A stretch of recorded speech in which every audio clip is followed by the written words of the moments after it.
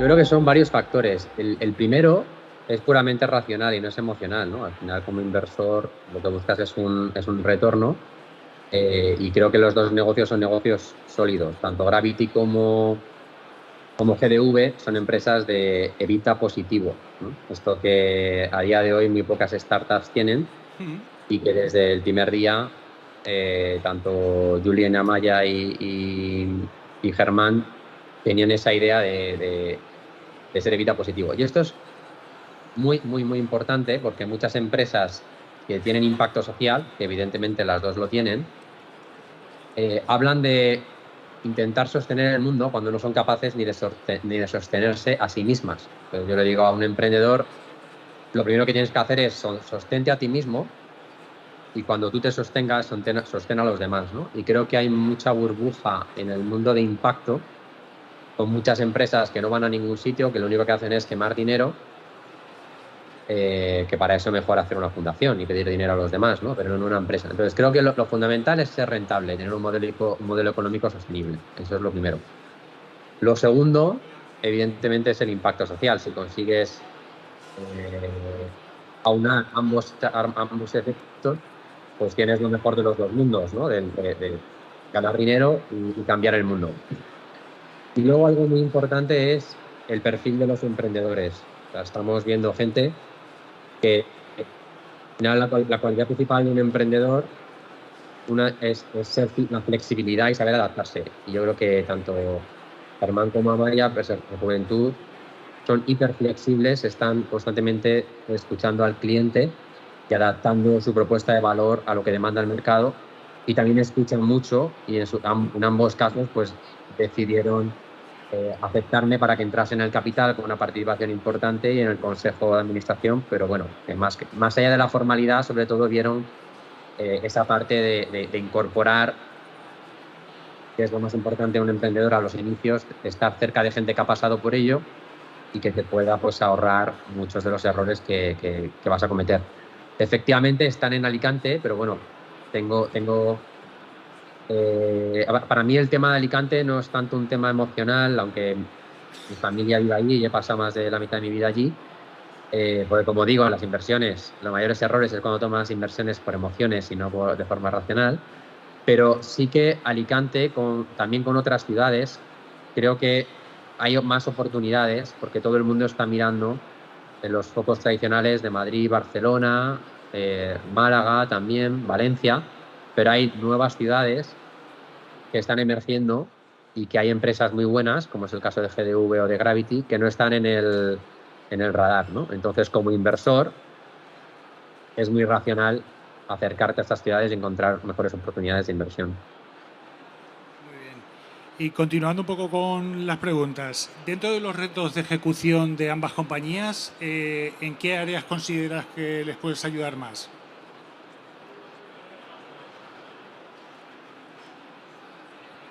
El primero es la rentabilidad, porque a día de hoy tanto Germán como Amaya controlan gran parte del capital de sus empresas y no han tenido que diluirse, ¿no? Y están creciendo a triple dígito interanualmente con caja propia, sin rondas de capital. Entonces, y esto requiere una disciplina muy grande, ¿no? Disciplina financiera de caja, disciplina de gastos, disciplina de ingresos, ser muy, muy, muy consciente de tal. Entonces, yo te diría que eso probablemente es lo principal. Luego, encontrar fórmulas de financiación no dilutivas, ya sea con relaciones con los bancos o venture debt, eh, que pueden ser interesantes. Eh, y luego con el tema de equipo, pensar en cómo escalar. Ambas empresas pues están en esa fase donde ya pasas de 5 o 10 empleados, ¿no? Que tienes que pasar a 50, 100 empleados en los próximos años, donde al principio es una familia que cabe en una mesa y luego empieza a ser una comunidad de vecinos, luego una tribu, luego una ciudad. Y esa evolución es muy importante rodearte, empezar a construir un C-level, pues tener un buen director financiero, tener un buen director de operaciones, tener un buen director de marketing. Entonces, en esa parte de maduración del equipo, siempre claro que la empresa lo pueda pagar, porque la clave es la rentabilidad, pues es una de las cosas, ¿no? Y luego, pues, mil y un cosas del día a día, ¿no? Que como emprendedores, pues a golpe de WhatsApp, pues ayudas a resolver. Muy bien. Gracias, Pablo. Ahora una pregunta un poco común tanto para Maya como para Germán. ¿Qué supone tener a Pablo dentro del Consejo de Administración como Business Angel en términos de que participe en el cap table, en gestión, un poco, aunque yo lo he comentado Pablo, contarnos vuestra experiencia en ese sentido? Germán mismo. Al final aquí hay una cosa que Pablo me lo dijo el primer día y creo que tiene toda la razón del mundo. Al final una startup es un francotirador, eres un francotirador que tienes muy pocas balas, ¿vale? Y cuando pegas el tiro tienes que saber dónde darlo y saber acertarlo. Y yo creo que el contar con el apoyo de Pablo de saber dónde realmente poder dar ese tiro y con el apoyo de que él tiene toda esa experiencia tanto en Clicars, y ya no solo en Clicars, sino en las decenas invertidas que tiene, la experiencia en Estados Unidos, pues al final también te da mucha esa seguridad. Y yo creo que también una cosa y me he dado cuenta que ha sido que Pablo no es un inversor que se ha centrado solo en apoyarte económicamente, sino que cuando hay un problema puedes levantar el teléfono y Pablo va a ser el primero que va a mover cielo y tierra por ayudarte. Y yo creo que es algo muy fundamental y sobre todo en gente joven que no tenemos esa experiencia y que muchas veces se convierte como en andar sobre un camino que no vemos, y pues al final podemos contar con gente como Pablo que nos va guiando y nos va aconsejando sobre qué camino ir y qué camino no ir. Maya. Sí, para nosotros, cuando empezamos con Gravity, al final nuestro objetivo es poder limpiar plástico del mar, ¿no? Y esto es algo o sea, que teníamos muy claro que meter un simple inversor que nos apoyase económicamente y ya está, no era suficiente para nosotros. El dinero al final se puede conseguir más fácil o más difícil. Pero contar con alguien como Pablo, ¿no? Que tiene la agenda a tope y no te hace sentir en ningún momento que le molestas, que es que te va a apoyar en cualquier momento, pase lo que pase, y en cualquier decisión, ¿no? Que yo creo que aquí nos ha acompañado desde el principio, cuando no existía un modelo de negocio en nuestra empresa, y Pablo nos ha ayudado siempre a pivotar y a encontrar ese camino, como decía Germán, y realmente también acceder a su red de contactos, ¿no? Que eso impulsa muchísimo a una startup cuando no tienes nada y no sabes a quién llamar cuando te ocurre un problema. A veces Pablo no tiene la respuesta, pero conoce a gente que tiene esa respuesta, ¿no? Y ese apoyo semanal ha sido clave para el éxito de Gravity. O sea, nosotros sabemos que sin Pablo esto ahora mismo no estaría aquí. Quizás estaríamos en otro sitio, pero aquí no. Y la verdad es que además es una persona súper optimista y eso es muy guay, ¿no? Porque hay veces que los emprendedores nos hundimos cuando recibes tantos nos y te chocas contra la misma pared una y otra vez, y contar con alguien tan experto y que encima con ese optimismo es como que te recarga de energía, ¿no? Y eso, o sea, es muy guay y es un camino muy bonito y una aventura súper chula que estamos viviendo con él. Muy bien, gracias. El denominador común de ambas empresas es que sois empresas de impacto y relacionadas con el ámbito de economía circular. Amaya, en tu caso, ¿qué es lo que te lleva a fundar con tu hermano Julen una empresa para limpiar plástico en los océanos y posteriormente venderlo como muebles y como otro tipo de cosas? Cuéntanos, ¿qué es lo que te motivó para hacer eso? Pues a mí realmente esto me surge de una preocupación personal. Yo vivía en China durante varios años, desde 2016 hasta 2019, y yo allí, viajando por los países del sudeste asiático, vi la realidad del plástico en los océanos, ¿no? Algo que no había visto jamás en España ni en ningún país en Europa. Y a mí eso me despertó la necesidad de hacer algo, ya no solo cambiar mis hábitos a nivel individual, sino ir más allá, ¿no? Y hay una frase que últimamente decimos mucho en Gravity Wave y lo compartimos mucho con el equipo, y de hecho es una canción de Bono, del U2, que se llama "Somos las personas que estábamos esperando". Y fue realmente la necesidad de decir, oye, no voy a esperar a que nadie más venga a solucionar la problemática de plásticos en los mares y océanos, sino que voy a ser yo y encima con mi hermano Julen los que montemos algo. No sabemos qué, ni cómo, ni qué va a pasar con esto, pero para intentar, ¿no?, que no haya ni un solo plástico en el mar y que luego ese plástico podamos transformarlo en algo. Entonces eso fue como esa urgencia, ¿no?, de hacer algo y no esperar a que una empresa lo hiciese por nosotros, sino ser nosotros mismos. Y en 2019 empezó Gravity Wave. Muy bien. Cuéntanos un poco más sobre tu modelo de negocio y tu visión. Pues aquí a nosotros nos gusta, o sea, mucho hablar del modelo de negocio de Gravity Wave, porque es verdad que es una empresa que no tiene un referente, ¿no?, en lo que estamos haciendo. O sea, sí que tenemos algunas empresas que están haciendo partes del proceso de Gravity en otros países, pues tenemos referentes en la parte de recogida de plástico con impacto social, que es Plastic Bank. Tenemos a The Ocean Cleanup, que recogen con esos barcos muchísimo plástico en la superficie, pero no había un modelo de negocio como el de Gravity, ¿no? Y aquí, por ejemplo, Pablo ha sido una pieza clave en inventarnos un modelo de negocio para poder vivir literalmente. O sea, Gravity Wave a día de hoy vive literalmente de limpiar plástico del mar. Y esto es algo que nos llena de orgullo de decir, jo, es que tenemos a 15 personas en el equipo viviendo de limpiar plástico del mar, ¿no? Entonces, nuestro modelo de negocio se basa en que tenemos acuerdos con pescadores tradicionales. Ahora tenemos más de 5.000 pescadores que están repartidos en Grecia, en Italia y en España. Estos pescadores, cuando salen a faenar, ellos están saliendo todos los días al mar. Y con esos barcos, ¿no?, cuando salen con sus redes, no solo salen peces, sino también plástico. Y ese plástico lo llevan a puerto, se clasifica, se selecciona y nosotros nos encargamos de revalorizarlo. Y uno de los problemas que vimos es que gran parte del residuo que sacábamos eran redes de pesca y nadie le estaba dando una segunda vida. Y con esas redes dimos con un acabado que, bueno, es perfecto, la aplicación es perfecta para mobiliario y que hacemos en Comunidad Valenciana, además. Entonces, por una parte, hay empresas que nos financian la limpieza de plástico del mar. Nosotros es un modelo B2B, de momento. Entonces, hay empresas que nos financian esa recogida de plástico, ya sea para compensar su huella de plástico, ya sea porque quieren contribuir e involucrarse, ¿no?, a tener un impacto positivo en los océanos. Y luego hay otras empresas que nos compran el producto final, desde ayuntamientos, entidades públicas, bancos, tiendas de mobiliario. Bueno, hay un sinfín de aplicaciones. El sector Oreca es uno de nuestros principales sectores para el mobiliario. Y así es un proyecto que no solo se basa en la economía circular, sino que el mismo modelo de negocio es circular, ¿no? Todo lo que nos ayudan a limpiar sale luego en forma de producto. Muy bien, pues muchísimas gracias.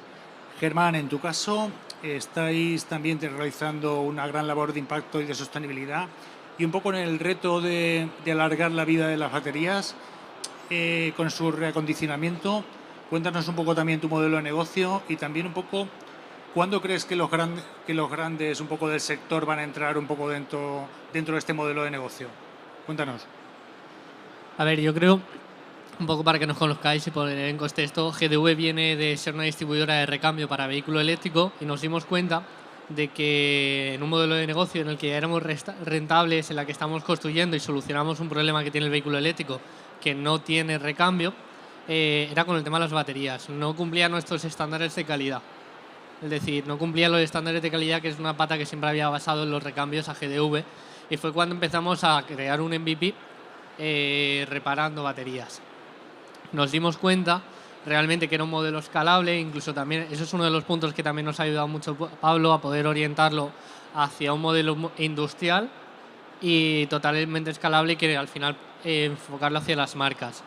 Entonces, a nosotros nos pasa que una batería, ¿vale? Al final siempre pongo el mismo ejemplo. Esto es una familia, esto es como si tienes una carrera en la que pones a correr a toda la familia. Tienes al de 80 años, al de 60, al de 20 o al de 40. Cuando terminas la carrera, ¿a qué hora, dónde tienes el corte? Pues cuando llega el de 80 años, que es el último. Pues eso es lo que le pasa a una batería. Una batería normalmente, incluso a lo mejor si se muere la de 80, no llegan a la carrera. Pues es lo que pasa, se están desechando muchas baterías y hablamos de toneladas.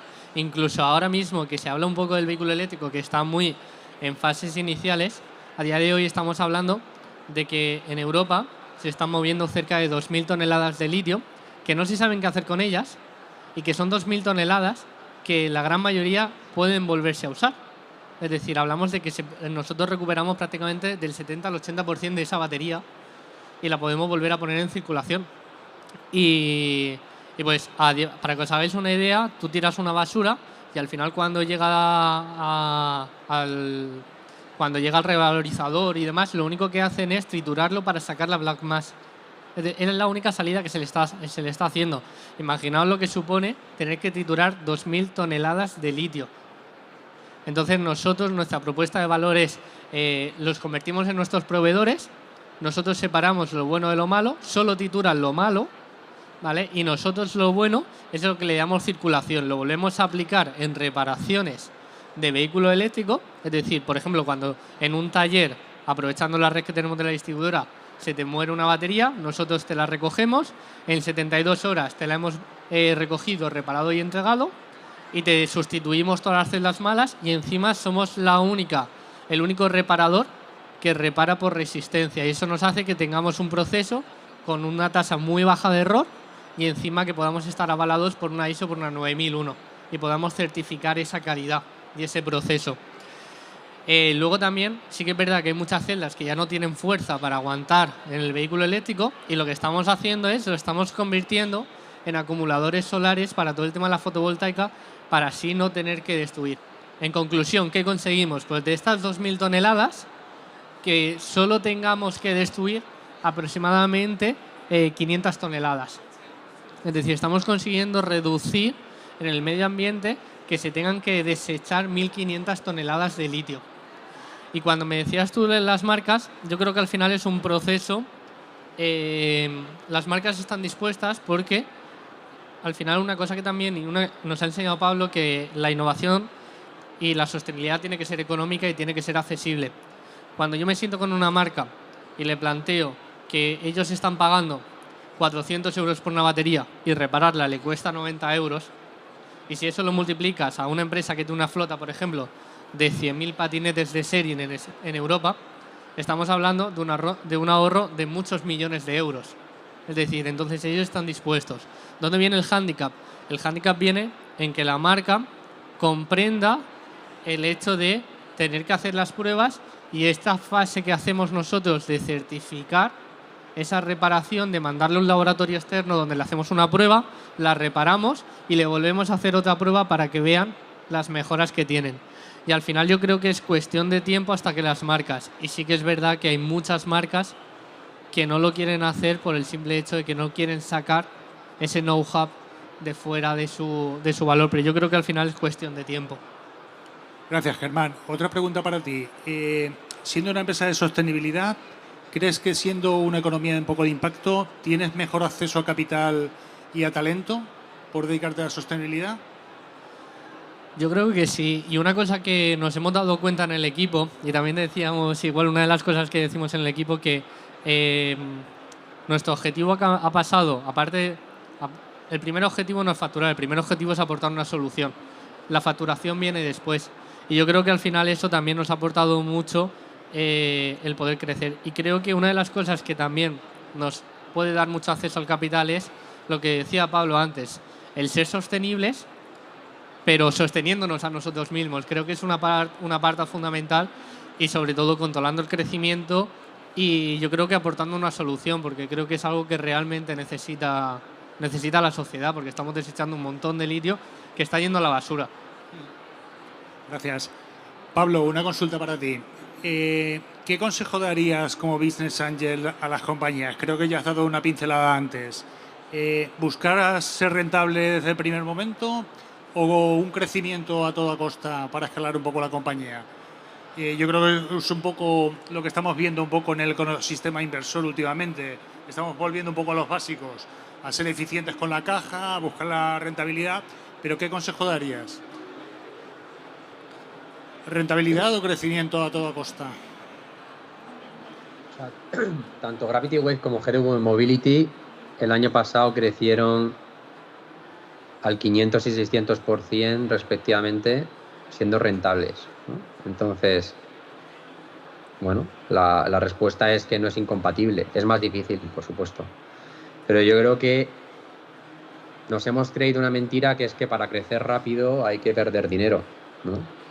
Y yo creo que eso es ocultar incompetencia e ineficiencia.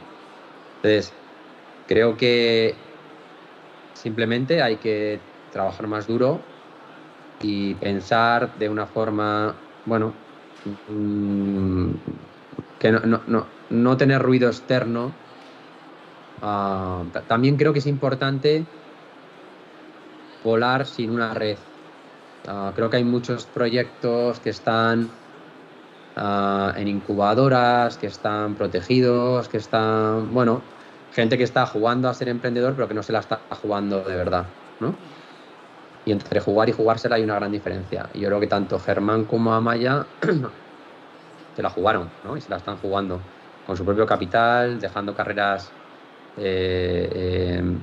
exitosas, ¿no? Entonces, no es incompatible, simplemente es más difícil. Entonces hay que trabajar más. Gracias. Otra pregunta para ti, Pablo. ¿Qué recorrido le ves un poco al ecosistema en Alicante? Yo creo que se están haciendo cosas bien a través del ayuntamiento. Aparte es una ciudad maravillosa para vivir. ¿Le ves recorrido al ecosistema allí?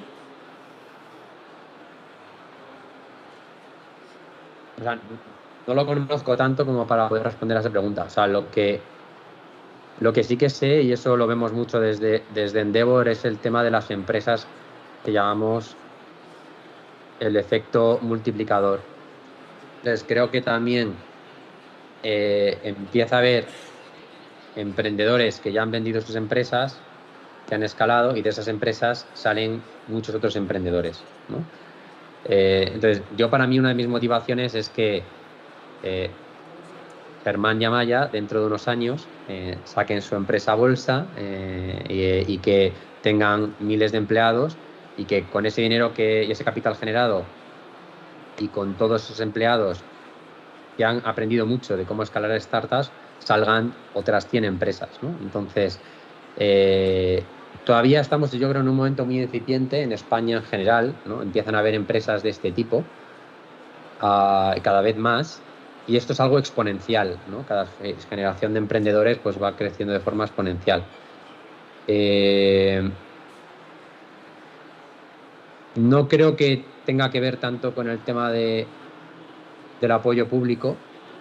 De hecho, a veces es contraproducente, sobre todo cuando estás subsidiando a proyectos malos. O sea, las reglas básicas del capitalismo funcionan porque es la supervivencia de los más preparados, ¿no? Y a veces con la iniciativa pública lo que hacemos es subvencionar a los malos y no a los buenos. Entonces, creo que lo que hay que hacer es más dejar hacer, no molestar, y crear una cultura también del esfuerzo, ¿no? Que a mí es lo que me gusta de Germán y Amaya, que primero vienen con esa parte del impacto, ¿no? No es la motivación económica, sino que quieren hacer algo grande en el mundo, ¿no? Pero luego que vienen también con esa cultura de que saben que esto no es un pelotazo, saben que esto es una carrera a largo plazo, ¿no? No me vinieron, oye Pablo, queremos que esto como Clickass, venderlo en unos años y forrarnos y no sé qué. Eso es la motivación inadecuada. Quieren tener un impacto en el mundo y saben que este proyecto va a ser una década de su vida, probablemente la mejor década de su vida, pues cuando están jóvenes, con ilusión, que podían estar durmiendo más, viendo más fiestas, ganando más dinero como sus amigos, pero han decidido dedicar su juventud en sus próximos 10 años a hacer impacto y crear algo muy grande, ¿no? Entonces, lo que le diría a la mayor parte de emprendedores es que se lo piensen mucho y que si no son capaces de trabajar 80 o 100 horas a la semana, que ni lo intenten, ¿no? Muchas gracias. Y para terminar, Germán y Amaya, ¿qué previsiones tenéis para 2023? Al final nosotros lo que queremos es conseguir un por 2 a nivel de la distribuidora, poder crecer orgánicamente, ser rentables. Yo creo que ese es el principal objetivo, seguir siéndolo. Y luego a nivel de fábrica poder haber consolidado en cuanto a marcas. Y yo creo que va mucho en relación con la pregunta que tú me hacías, es decir, el poder llegar con... Nosotros estamos cifrando poder conseguir acuerdos con 10 marcas importantes del mundo, y realmente que sea una solución que se aporte y que y que ya se deje de sustituir una batería en cierta parte porque se repare. Amaya. Por nuestra parte, no es tanto para 2023, sino para 2024. El objetivo de todo el equipo es poder revalorizar 1 millón de kilos, o sea, 1000 toneladas de plástico del mar en diferentes productos, materias primas, y eso implica tener que ser rentables, ser referentes, hacer cosas diferentes. Queremos ser la primera empresa que tenga su propio proceso de reciclaje de redes y de residuo marino en España y en Comunidad Valenciana, apostando mucho por lo local. Y también inspirar a otros, ¿no? Porque al final el problema que trata de resolver Gravity es muy grande. Sabemos que esto no lo podemos hacer solos, Entonces, de alguna forma ser ese referente para otros emprendedores y otros jóvenes que no sepan qué hacer con su vida, pues que hay mucho que limpiar en el mar y ojalá les podamos inspirar un poquito, ¿no? Pues muchísimas gracias a los tres. Yo creo que se merecen un fuerte aplauso, tanto Pablo, Germán como Amaya. Muchísimas gracias a los tres. Pablo, un saludo. Gracias por todo.